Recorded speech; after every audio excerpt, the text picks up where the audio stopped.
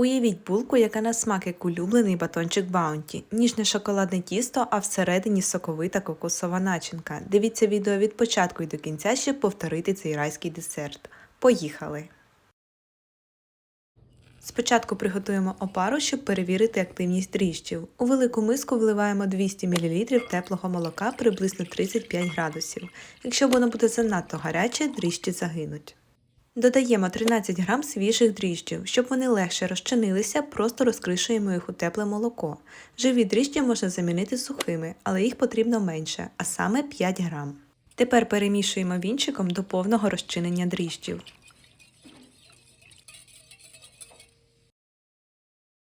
Додаємо 1 столову ложку цукру. У опарі він слугує їжею для дріжджів, завдяки чому вони починають активніше працювати. І перемішуємо вінчиком до повного розчинення цукру. Додаємо 5-6 столових ложок борошна з загальної кількості. Воно потрібно, щоб опара мала потрібну густину. Його може знадобитися трішки більше або менше. Усе залежить від самого борошна. Орієнтуйтеся краще на консистенцію. Вона повинна бути як рідка сметана.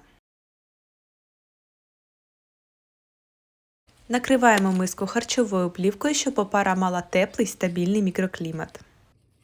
Та робимо в ній отвори ножем, щоб опара могла дихати і не накопичувалась зайва волога.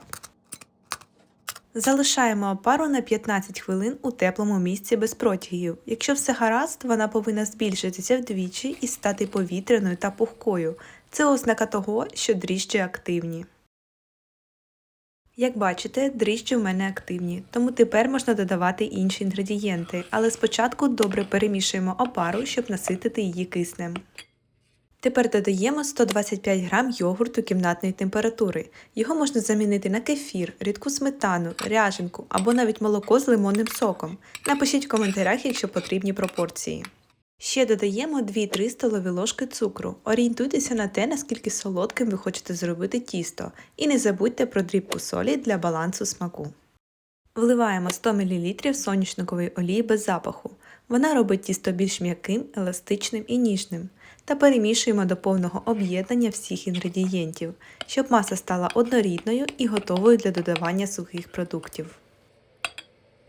Так як ми готуємо шоколадні булочки, через сито додаємо 15 г какао-порошку. А ви готували колись шоколадні булочки? Напишіть у коментарях, буде цікаво дізнатись. А тепер порціями додаємо борошно, яке залишилось, і замішуємо тісто. Пам'ятайте, що кількість борошна може відрізнятися залежно від його якості та вологості, тому не всипайте все одразу.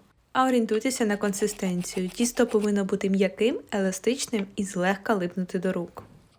Спочатку замішую ложкою, а коли нею це стане важко робити, переходжу до замісу руками та роблю це прямо в мисці. Дуже важливо не забивати тісто зайвим борошном, інакше булочки вийдуть сухими. Якщо тісто липне до рук, краще додайте трішки олії замість того, щоб підсипати борошно. Та вимішуйте, поки воно не стане гладким та еластичним. Так випічка збереже ніжність і м'якість. Подивіться, яке вийшло тісто. М'яке, еластичне і гладеньке. Воно добре тримає форму і лише зовсім трішки липне до рук.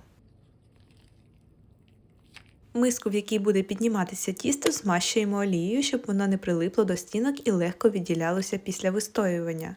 Перекладаємо в неї тісто і зверху також злегка змащуємо олією.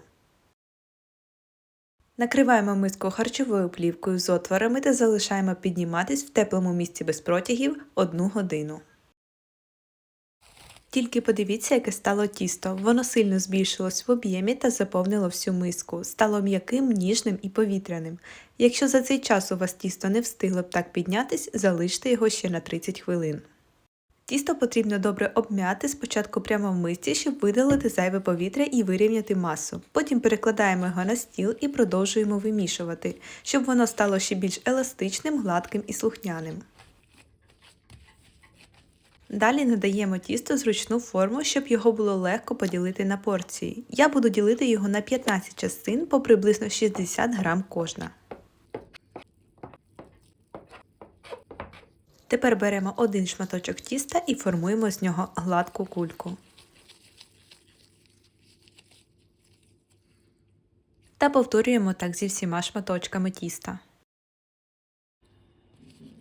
Накриваємо заготовки харчовою плівкою, щоб вони не підсихали, поки ми готуємо начинку.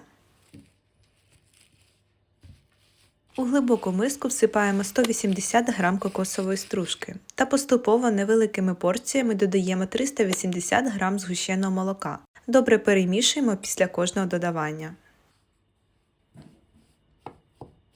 Згущенки може знадобитися менше, тому додаємо її поступово. Орієнтуйтесь на консистенцію. Стружка повинна рівномірно просочитися і з маси легко мають формуватися кульки.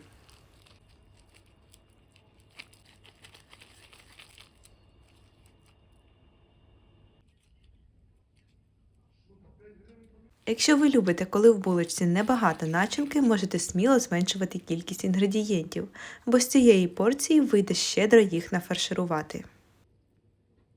Далі переходимо до формування булочок. Беремо одну кульку тіста та пальцями розплющуємо її в круглий пласт. Потім беремо одну кульку начинки та викладаємо її всередину і збираємо краї тіста в центр.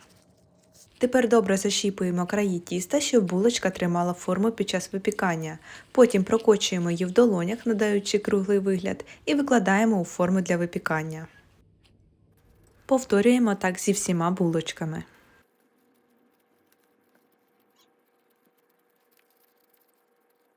Усі булочки вмістилися у круглу форму діаметром 25 см.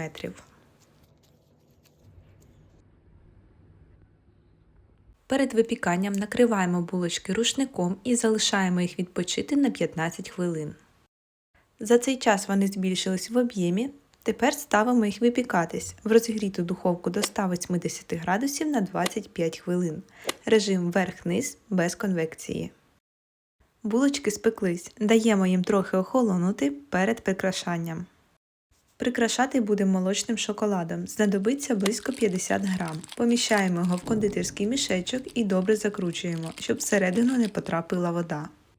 Наливаємо гарячу воду в невелику ємність і занурюємо в неї кондитерський мішечок з шоколадом, поки він повністю не розтопиться. Коли шоколад готовий, приступаємо до прикрашання. Я малюю нивспіраль одразу на всіх булочках, а ви проявіть фантазію і зробіть свій унікальний візерунок. І останнім штрихом посипаємо булочки кокосовою стружкою. Ось і все. Наші шоколадні булочки Баунті готові. Пухкі, ароматні й соковиті. Сподіваюсь, вам сподобається. Не забудьте підписатися на канал, поставити лайк і написати в коментарях, який десерт ви хочете побачити ще. До зустрічі в наступному відео.